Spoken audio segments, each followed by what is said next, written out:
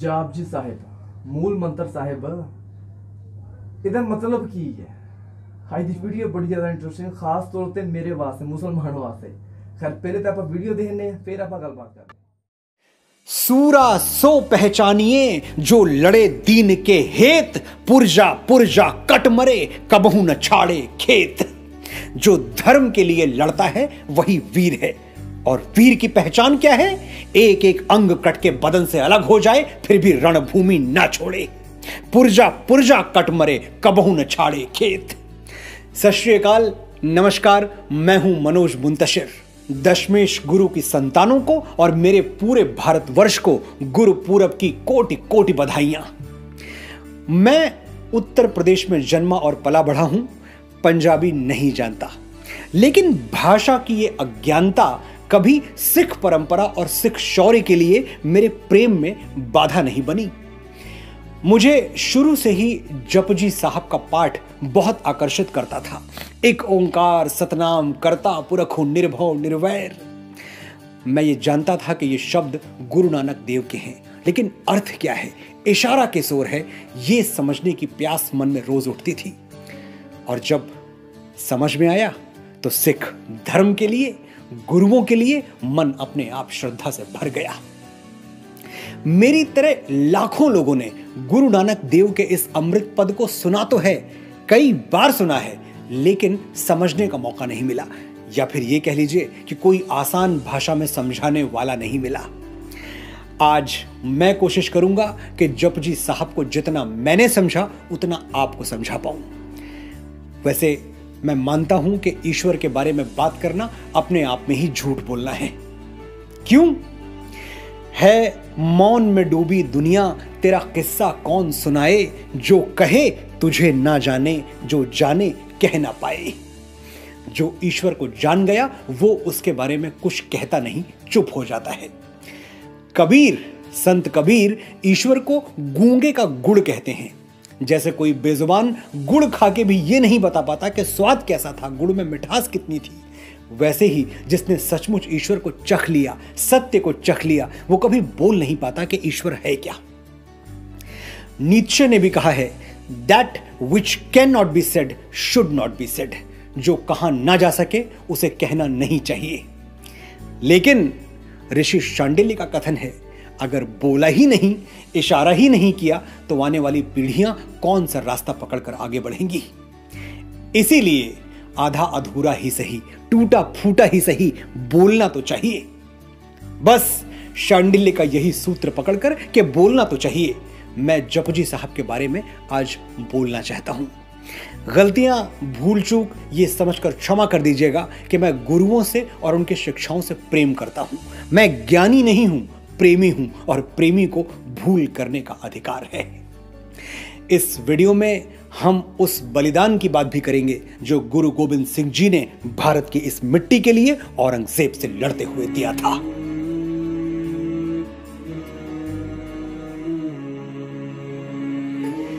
कोई 500 साल पहले की बात है। अमावस की घनी अंधेरी रात, पूरा गांव सन्नाटे की चादर ओढ़ के सोया हुआ है। अगर इस सन्नाटे को कोई चीज रह रह के चीरती है तो वो है किसी के गाने की आवाज। 17-18 बरस का एक युवक अपने कमरे में भाव विभोर होके गा रहा है। हर तरफ घोर अंधेरा है, लेकिन उसके कमरे का दीपक जल रहा है। रात आधी से ज्यादा बीत चुकी है। अचानक युवक की मां दरवाजे पर दस्तक देती है, कहती है, सो जा बेटा, रात का तीसरा पहर शुरू होने वाला है। युवक मां की बात मानकर सुनकर चुप होता है, सोचता है मां ठीक ही कह रही है, सोने का ही समय है। तभी कहीं से पपीहे की आवाज सुनाई देती है, पीयू पीयू पीयू। युवक हंसा और मां से बोला, मां, इस पपीहे से मेरी होड़ लगी है, जब तक ये नहीं चुप हो जाता मैं कैसे चुप हो जाऊं। ये अपने पीयू को, अपने प्रीतम को पुकार रहा है, मैं अपने प्रीतम को पुकार रहा हूं। इसका प्रीतम तो फिर भी कहीं आसपास ही होगा, मेरा प्रीतम तो बहुत दूर है, मुझे तो जीवन भर पुकारना होगा, सांस टूटने तक गाना होगा। अमावस की वो रात तो बीत गई, लेकिन वो युवक सचमुच जीवन भर गाता रहा, पूरे प्राणों से गाता रहा, पूरी आत्मा से गाता रहा और गा गा के उसने परमात्मा को पा लिया। ये युवक आगे चलकर गुरु नानक के नाम से जाना गया और नानक का गाया हुआ वो अलौकिक पद जिसके एक एक शब्द में आत्मा के तार झनकार उठते हैं, उसे जपजी साहिब कहा गया। एक ओंकार सतनाम करता पुरख निर्भव निर्वैर अकाल मूर्ति अजूनी सैभम गुरु प्रसादी। वो एक है, ओंकार जैसा है, एक ओंकार, उसका नाम सत्य है। सतनाम वही करने वाला है, करता पुरख। दुनिया में किसी को भी यह धोखा हो सकता है कि जो हो रहा है मेरे करने से हो रहा है, लेकिन अंतिम सच यही है कि करने वाला कोई और है, हम निमित्त मात्र हैं। ना उसको किसी से भय है, ना किसी से बैर, निर्भव निर्वैर। वो एक ऐसी प्रतिमा है जो काल यानी समय से परे है, अकाल मूर्ति। अयोनी है, योनि से नहीं जन्मा, स्वयंभू है। अजूनी सैभम, और उसे पाने का एक ही मार्ग है, गुरु प्रसादी, यानी गुरुओं से वो प्रसाद स्वरूप मिल गया तो मिल गया, बाकी दुनिया के किसी बाजार में उसे खरीदा नहीं जा सकता, किसी धन से तोला नहीं जा सकता और किसी तलवार से जीता नहीं जा सकता। एक ओंकार सतनाम करता पुरख निर्भव निर्वैर अकाल मूर्ति अजूनी सैभम गुरु प्रसादी। परमात्मा की ऐसी वन लाइन डेफिनेशन शायद ही कहीं और सुनने को मिले जैसी नानक ने सुना दी। जपजी साहब में नानक आगे कहते हैं, आदि सच जुगादि सच है भी सच, नानक होसी भी सच। वही एक सच है, बाकी कुछ भी नहीं। वो पहला सच है, आदि सच। वो हर युग में सच है, जुगादि सच। वो सदा सत्य है, शाश्वत सत्य है भी सच, नानक होसी भी सच। नानक ने इतनी बार परमात्मा को सच क्यों कहा? इसका दार्शनिक उत्तर मैं नहीं देना चाहता, निजी व्यक्तिगत अनुभव से निकला हुआ उत्तर देता हूं। हमारे भीतर और बाहर समय के साथ सब कुछ बदल जाता है। कल हम जो पाना चाहते थे वो कुछ और था, आज कुछ और पाना चाहते हैं। कल किसी से ऐसा प्रेम था कि लगा उसके बिना मर ही जाएंगे, वो नहीं मिला, लेकिन हमने अपने आप को बदल लिया, किसी के प्रेम में मरे नहीं, जीते रहे। कल के आदर्श कुछ और थे, आज के आदर्श कुछ और हैं। मैं दावे से कह सकता हूं, आप जो 5 साल पहले थे वो आज नहीं हैं, और जो आज हैं वो 5 साल बाद नहीं रहेंगे। सब कुछ बदल जाएगा। कुम्हार के चाक की तरह हमारा जीवन चक्र घूमता रहता है, लेकिन ये चाक एक कील पर, एक धुरी पर हमेशा टिका रहेगा। ये कील कभी नहीं बदलेगी, ये कील कभी नहीं हिलेगी। ये कील, ये धुरी परमात्मा है। हमारे अंदर परमात्मा कभी नहीं बदलता, और सच की एक ही परिभाषा है कि जो कभी ना बदले, हमेशा एक जैसा रहे, शाश्वत रहे, वही सच है। तभी नानक ईश्वर को आदि सच, जुगादि सच कहते हैं। नानक आगे कहते हैं, सोचे सोच न होई जो सोची लख बार, चुप्पे चुप न होई जे लाई रहा लिवतार। परमात्मा सोच की सीमाओं से परे है, उसे सोच सोच के नहीं पाया जा सकता। हां, गा गा के पाया जा सकता है जैसे नानक ने पाया, नाच नाच के पाया जा सकता है जैसे मीरा ने पाया। सोचने वाला चाहे लाखों बार सोचे, उसे खोखले सूत्र तो मिल जाएंगे, ईश्वर नहीं मिलेगा। सोचे सोच न होई जे सोची लख बार। गुरु नानक देव एक नवाब के घर पे ठहरे हुए थे, मेहमान थे। एक दिन नवाब साहब को अजब सी धुन सवार हो गई। वो बोले, तुम तो कहते हो नानक कि ना कोई हिंदू है ना कोई मुसलमान, तो एक काम करो, आज जुमा है, शुक्रवार, हम सब नमाज पढ़ने जा रहे हैं, तुम भी चलो हमारे साथ, नमाज पढ़ो। नानक तुरंत मान गए, फौरन राजी हो गए। बस एक शर्त है, मैं तभी नमाज पढ़ूंगा जब नवाब साहब आप नमाज पढ़ेंगे। नवाब हंसने लगे, बोले, अरे हम मस्जिद नमाज पढ़नी तो जा रहे हैं, और कुछ थोड़ी करना है वहां, चलो हमारे साथ, शर्त मंजूर है। पूरा गांव इकट्ठा हो गया, शोर मच गया कि नानक नमाज पढ़ने जा रहे हैं। नानक मस्जिद पहुंचे, नमाज पढ़ी गई, लेकिन नानक खड़े रहे, ना तो झुके ना नमाज पढ़ी। नवाब साहब ने यह देखा तो उनका खून खौल उठा। किसी तरह गुस्से में नमाज खत्म की और बरस पड़े नानक पर, तुम धोखेबाज हो, फरेबी हो, कहां के साधु, कहां के संत, जुबान दी थी तुमने कि नमाज पढ़ोगे, फिर भी नहीं पढ़ी। नानक बोले, नवाब साहब, जुबान दी थी ये तो आपको याद है, लेकिन साथ में एक शर्त भी रखी थी, उसे आप भूल गए। जब तक आप नमाज ना पढ़ें मैं नहीं पढ़ूंगा। आपने नहीं पढ़ी तो मैंने भी नहीं पढ़ी। नवाब साहब को और गुस्सा आ गया। क्या कह रहे हो तुम? पूरे गांव ने देखा कि मैंने नमाज पढ़ी, किसी से भी पूछ लो। नानक बोले, अरे इनकी गवाही मैं नहीं मानता, मैंने खुद आपको देखा, पूरी तरह से आपको देखा, अंदर तक आपको देखा, आपके भीतर क्या चल रहा था ये भी देखा। आप नवाब साहब काबुल में घोड़े खरीद रहे थे, कहां की नमाज और कैसी नमाज। नवाब साहब चौंक गए। बात तो एकदम सही थी। उनका सबसे प्रिय घोड़ा मर चुका था कुछ दिनों पहले। बड़ी शान थी उस घोड़े के होने से। बस यही सोच रहे थे कि कब काबुल जाएं और कोई अच्छी नस्ल का घोड़ा खरीद कर ले आएं। नमाज में तो ध्यान था ही नहीं। नानक जपजी साहब यही कह रहे हैं कि जब तक सोच विचार करते रहोगे ईश्वर नहीं मिलेगा। सोचे सोच न होई, जे सोचे लख बार। कभी रात में नींद ना आए तो नींद के बारे में सोचने की कोशिश कीजिए, नींद और दूर भाग जाएगी। यही ईश्वर के साथ भी होता है। नो माइंड वाली स्टेज पर जो पहुंचा उसी को ईश्वर मिला। नो माइंड वाली स्टेज, जिसको पतंजलि निर्विकल्प समाधि कहते हैं। चुप्पे चुप न होई, जे लाई रहा लिवतार। बाहर चुप भी हो गए, शांत भी हो गए, तो अंदर का कोलाहल, शोर शराबा, अशांति, इसे कैसे रोकेंगे? वो तो तब तक नहीं रुकेगा, शांति तब तक नहीं मिलेगी जब तक ईर्ष्या, द्वेष, लालच के भाव से मुक्त न हो जाएं। भूखिया भूख न उतरी, जे मन्ना पुरिया भार।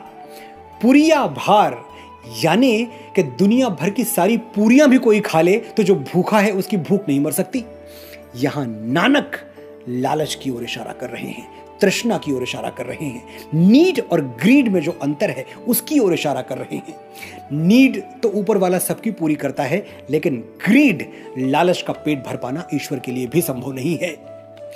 सहस सियाड़ पा लख होई, त इक न चले नाली।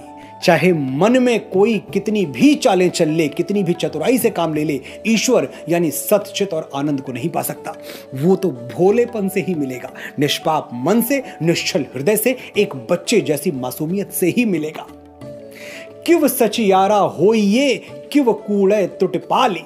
अपनी पूर्णता को कैसे पाएं, अपने मालिक के आगे सच्चे और अच्छे कैसे बने, इस प्रश्न का उत्तर इस विश्वास में है कि हुक्म रजाई चलना नानक लिखिया नाली। यानी जो उसने लिख दिया है वही होगा, उसे बदलने का कोई उपाय नहीं है। अपने अहंकार के सिंहासन से नीचे उतरो, स्वीकार करना सीखो, सच्चा सुख मिलने का यही और एकमात्र यही रास्ता है। ये था जपजी साहब, जैसा मैंने समझा, जैसा मैंने पढ़ा।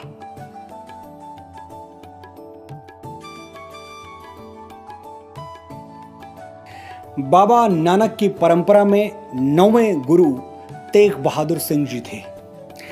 गुरु तेग बहादुर मुगलिया ताकतों से उस वक्त टकराए जब बड़े बड़ों की तलवारें औरंगजेब के जुल्मों सितम से पनाह मांग रही थी। औरंगजेब ने गुरु तेग बहादुर के सामने 2 विकल्प रखे, यातना या खतना। मुसलमान बन जाओ या दर्दनाक मौत मरो। भरे दरबार में गुरु नानक देव की परंपरा के वीर स्वाभिमानी गुरु तेग बहादुर सिंह जी ने जालिम औरंगजेब से आंखें मिला के कह दिया, हिंदू धर्म रखे जग माही, तुमरे करे विनसय यह नहीं। औरंगजेब तू चाहे जितना खून बहा ले, हिंदू धर्म का नाश नहीं कर सकता। गुरु जी का शब्द शब्द आज सच हो चुका है। ना औरंगजेब रहा, ना अकबर, ना बाबर, लेकिन सनातन धर्म है। अपनी तमाम गरिमा, तमाम प्रतिष्ठा, तमाम वैभव और तमाम सहनशीलता के साथ अटल खड़ा हुआ है। उस वक्त जिंदगी और मौत का फैसला जल्लाद औरंगजेब के हाथ में था। उसने गुरु तेग बहादुर का सर धड़ से अलग करवा दिया। जहां गुरु का शीश गिरा, वहीं दिल्ली में चांदनी चौक के सामने आज गुरुद्वारा सीसगंज है, और जहां उनके शरीर का अंतिम संस्कार किया गया वहां गुरुद्वारा रकाबगंज है, जो संसद भवन के करीब है। गुरु तेग बहादुर ने प्राण दे दिए, लेकिन सिख धर्म से, भारत माता की अस्मिता से चादर नहीं हटने दी। यही बलिदान है जिसके कारण गुरु तेग बहादुर सिंह जी को हिंद की चादर कहा जाता है। बलिदान सिखों की वो परंपरा है जिसे वो बड़ी शान से अपने माथे पर सजाए हुए चलते हैं। एक मौका मुझे भी मिला था कि मैं इस बलिदान पर कुछ लिख पाऊं, और मैंने लिखा। तलवारों पे सर वार दिए, अंगारों में जिस्म जलाया है, तब जाके कहीं हमने सर पे ये केसरी रंग सजाया है। ये केसरी रंग मां भारती के शीश पर यूं ही सजा रहे, हमें गुरुओं के बलिदान स्मरण रहे, उनके पढ़ाए हुए पाठ हमारा पथ प्रदर्शन करते रहें, भारत के शत्रुओं के किले ढहते रहें, और हम एक ओंकार सतनाम की धारा में बहते रहें। यही मेरी प्रार्थना है। बाबा गुरु नानक साहिब जी जापजी ਸਾਹਿਬ ਆਪਾਂ ਸੁਣਦੇ ਸੀਗੇ, ਬੜੇ ਅੱਛੇ ਤਰੀਕੇ ਦੇ ਨਾਲ ਉਹਨੇ ਐਕਸਪਲੇਨ ਕੀਤਾ। ਇਦਾਂ ਦੀ ਜਾਪਜੀ ਸਾਹਿਬ, ਇਦਾਂ ਦਾ ਮੂਲ ਮੰਤਰ, ਇਦਾਂ ਦਾ ਮਤਲਬ ਕਿ ਉਹਨੇ ਐਕਸਪਲੇਨਿੰਗ ਮੈਂ ਕਦੀ ਨਹੀਂ ਜੀ ਸੁਣੀ। ਵੀਡੀਓ ਸੁਣ ਕੇ, ਵੀਡੀਓ ਜਿਹੜੇ ਹਿਸਾਬ ਨਾਲ ਐਕਸਪਲੇਨਿੰਗ ਕੀਤੀ ਹੈ, ਆਨੰਦ ਆ ਗਿਆ ਵੀਡੀਓ ਸੁਣ ਕੇ। ਸਿੱਖਾਂ ਦੇ ਪਹਿਲੇ ਗੁਰੂ ਸੀ ਬਾਬਾ ਗੁਰੂ ਨਾਨਕ ਸਾਹਿਬ ਜੀ। ਜਦੋਂ ਆਏ ਤੇ ਉਹਨਾਂ ਨੇ ਇੱਕੋ ਹੀ ਮੈਸੇਜ ਦਿੱਤਾ, ਇੱਕੋ ਹੀ ਉਹਨਾਂ ਨੇ ਪੈਗਾਮ ਦਿੱਤਾ ਕਿ ਮਾਲਕ ਇੱਕੋ ਹੀ ਹੈ, एक ओंकार सतनाम करता पुरख निर्भो निर्वैर, ਇੱਕੋ ਹੀ ਮਾਲਕ ਹੈ, ਉਹਦੇ ਅੱਗੇ ਝੁਕਣਾ ਮੈਂ। ਉਹਨੂੰ ਕੋਈ ਕਿਸੇ ਦਾ ਵੈਰ ਨਹੀਂਗਾ, ਉਹਨੂੰ ਕੋਈ ਘਾਟਾ ਨਹੀਂਗਾ, ਉਹਨੂੰ ਕੋਈ ਖਤਮ ਕਰਨ ਵਾਲਾ ਨਹੀਂਗਾ, ਉਹਨੂੰ ਕੋਈ ਸੋਚਣ ਵਾਲਾ ਨਹੀਂਗਾ। ਉਹ ਮਾਲਕ ਇੱਕੋ ਹੀ ਹੈ। ਉਹਨੂੰ ਦੁਨੀਆ ਨਾ ਵੀ ਮੰਨੇ, ਉਹ ਫੇਰ ਵੀ ਮਾਲਕ ਹੈ। ਇਹ ਸੀ ਬਾਬਾ ਗੁਰੂ ਨਾਨਕ ਸਾਹਿਬ ਜੀ ਦਾ ਮੈਸੇਜ। ਹਾਏ ਹਾਏ ਹਾਏ, ਜਿੱਥੇ ਇੱਥੇ ਵੀ ਗਏ, ਪੂਰੀ ਦੁਨੀਆ ਦੇ ਵਿੱਚ ਜਿੱਥੇ ਇੱਥੇ ਵੀ ਗਏ, ਉਹਨਾਂ ਦਾ ਇਹੋ ਹੀ ਮੈਸੇਜ ਰਿਹਾ। ਹੰਕਾਰ ਲੋਕਾਂ ਦਾ ਤੋੜਿਆ, ਲੋਕਾਂ ਨੂੰ ਇਹੀ ਚੀਜ਼ ਦੱਸੀ ਹੈ। ਤੇ ਫਿਰ ਉਸ ਤੋਂ ਬਾਅਦ 11ਵੇਂ ਗੁਰੂ, ਸਿੱਖਾਂ ਦੇ ਜਿਹੜੇ 11ਵੇਂ ਗੁਰੂ, ਗੁਰੂ ਗ੍ਰੰਥ ਸਾਹਿਬ ਜੀ, ਉਹਨਾਂ ਦੀ ਵੀ ਸ਼ੁਰੂ ਦੇ ਵਿੱਚ ਵੀ ਮੂਲ ਮੰਤਰ ਸਾਹਿਬ ਹੈ। ਬਾਬਾ ਗੁਰੂ ਨਾਨਕ ਸਾਹਿਬ ਜੀ ਆਏ, ਉਹਨਾਂ ਨੇ ਵੀ ਸ਼ੁਰੂ ਮੂਲ ਮੰਤਰ ਸਾਹਿਬ ਤੋਂ ਕੀਤਾ। ਗੁਰੂ ਗ੍ਰੰਥ ਸਾਹਿਬ ਜੀ ਨੂੰ ਸ਼ੁਰੂ ਦੇ ਵਿੱਚ ਵੀ ਮੂਲ ਮੰਤਰ ਸਾਹਿਬ ਹੀ ਲਿਖਿਆ ਹੈ, ਜਾਪਜੀ ਸਾਹਿਬ ਲਿਖਿਆ ਹੈ। ਤਾਂ ਫਿਰ ਉਹਨੇ ਅੱਗੇ ਵੀ ਦੱਸਿਆ, ਮੂਲ ਮੰਤਰ ਸਾਹਿਬ ਤੋਂ ਜਿਹੜਾ ਐਕਸਪਲੇਨ ਕਰਕੇ ਅੱਗੇ ਵੀ ਦੱਸਿਆ ਕਿ ਮੇਰੇ ਕਹਿਣ ਦਾ ਮਤਲਬ ਇਹ ਹੈ ਕਿ ਮੂਲ ਮੰਤਰ ਸਾਹਿਬ ਨੂੰ ਜਿਹੜਾ ਇੱਕ ਦਫਾ ਬੰਦਾ ਸਮਝ ਲਵੇ, ਜਿਹੜਾ ਬੰਦਾ ਇੱਕ ਦਫਾ ਸੁਣ ਲਵੇ ਨਾ, ਉਹਨੂੰ ਇੰਨਾ ਕੁ ਹੋ ਜਾਂਦਾ ਵੈ ਕਿ ਦੁਨੀਆ ਕੋਈ ਸ਼ੈ ਨਹੀਂ, ਦੁਨੀਆ ਲਾਲਚ ਹੈ, ਦੁਨੀਆ ਧੋਖਾ ਵੈ, ਦੁਨੀਆ ਫਰਾਡ ਹੈ। ਜਿਹੜਾ ਮਤਲਬ ਕਿ ਇੱਕ ਦਫਾ ਜਾਪਜੀ ਸਾਹਿਬ ਨੇ ਇੱਕ ਦਫਾ ਸਮਝ ਲਵੇ, ਉਹ ਇਸ ਗੱਲ ਦੇ ਉੱਤੇ ਤੇ ਪੱਕਾ ਹੋ ਜਾਂਦਾ ਵਾ ਕਿ ਦੁਨੀਆ ਫਰਾਡ ਹੈ, ਕਿ ਦੁਨੀਆ ਲਾਲਚ ਹੈ, ਇਹਦੇ ਵਿੱਚ ਕੁਛ ਨਹੀਂਗਾ। ਹਾਏ ਹਾਏ, ਵੈਸੇ ਯਾਰ ਐਕਸਪਲੇਨਿੰਗ ਸੁਣ ਕੇ ਨਾ ਇੱਕ ਬੜਾ ਵਧੀਆ, ਇੱਕ ਬੜੀਆਂ ਚੀਜ਼ਾਂ ਦਾ ਪਤਾ ਚੱਲਿਆ। ਮੈਨੂੰ ਵੀ ਕਈ ਚੀਜ਼ਾਂ ਦਾ ਨਹੀਂ ਸੀ ਪਤਾ ਚੱਲਿਆ। ਐਕਸਪਲੇਨਿੰਗ ਸੁਣ ਕੇ ਜਿਹੜੇ ਤਰੀਕੇ ਨਾਲ ਉਹਨੇ ਐਕਸਪਲੇਨ ਕੀਤਾ ਵੈ, ਇੱਕ ਸੁਣ ਕੇ ਨਾ ਵੀ ਕਾਫੀ ਚੀਜ਼ਾਂ ਦਾ ਪਤਾ ਚੱਲਿਆ। ਤੇ ਇਹੋ ਹੀ ਮੈਸੇਜ ਸੀਗਾ ਸਾਡਾ, ਮੁਸਲਮਾਨਾਂ ਦਾ ਵੀ ਇਹੀ ਮੈਸੇਜ ਹੈ। ਅੱਲਾਹ ਤਾਲਾ ਇੱਕੋ ਹੈ, ਉਹਦੀ ਇਬਾਦਤ ਕਰੋ, ਕਿਸੇ ਦੇ ਅੱਗੇ ਕੋਈ ਪੂਜਾ ਪਾਠੀ ਨਹੀਂ। ਸਾਡੇ ਜਿਹੜੇ ਨਬੀ ਹੈ ਉਹ ਆਖਰੀ ਨਬੀ ਹੈ, ਬਸ ਇੰਨੀ ਗੱਲ ਹੈ। ਇਹੋ ਹੀ ਮੇਰਾ ਮੁਸਲਮਾਨਾਂ ਦਾ ਪੂਰੀ ਦੁਨੀਆ ਨੂੰ ਮੈਸੇਜ ਹੈ। ਇਹੀ ਬਾਬਾ ਗੁਰੂ ਨਾਨਕ ਸਾਹਿਬ ਜੀ ਦਾ ਮੈਸੇਜ ਸੀਗਾ ਕਿ ਉਹ ਮਾਲਕ ਇੱਕੋ ਹੀ ਹੈ, ਇੱਕ ਓਂਕਾਰ। ਬਾਕੀ ਵੀਡੀਓ ਬੜੀ ਜ਼ਿਆਦਾ ਵਧੀਆ ਸੀ ਯਾਰ, ਬੜੀ ਅੱਛੀ ਲੱਗੀ। ਬੜੀ ਅਰਸੇ ਤੋਂ ਬਾਅਦ ਇਦਾਂ ਦੀ ਵੀਡੀਓ, ਬੜੀ ਇੱਕ ਇੰਟਰਸਟਿੰਗ, ਮੈਨੂੰ ਬੜੀ ਵਧੀਆ ਲੱਗੀ ਯਾਰ, ਆਨੰਦ ਆ ਗਿਆ ਵੀਡੀਓ ਸੁਣ ਕੇ।